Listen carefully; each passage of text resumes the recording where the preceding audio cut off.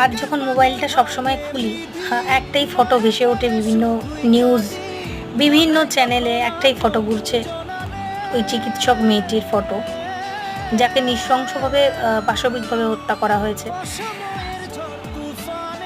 সত্যি আমাদের তো সন্তান আছে, আমার আবার কন্যা সন্তান।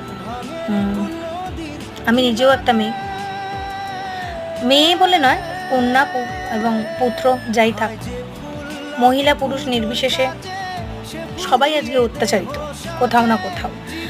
পুরো সিস্টেমটাই উল্টোপাল্টা হয়ে গেছে। এই সিস্টেমটাকে পাল্টাতে হবে। কোথাও ধর্ষণ হলে তার বিচার তো হওয়ার নামই থাকে না। এত দেরি হয় যে বিচার হতে হতে যিনি ধর্ষক বা যারা ধর্ষক থাকেন, যারা, তাদের চুল পেকে যায়। সিস্টেমটা পাল্টাতে হবে, জাস্টিসটা খুব তাড়াতাড়ি চাই, নাহলে কিন্তু ভয়ঙ্কর একটা দিন আমরা দেখতে চলেছি।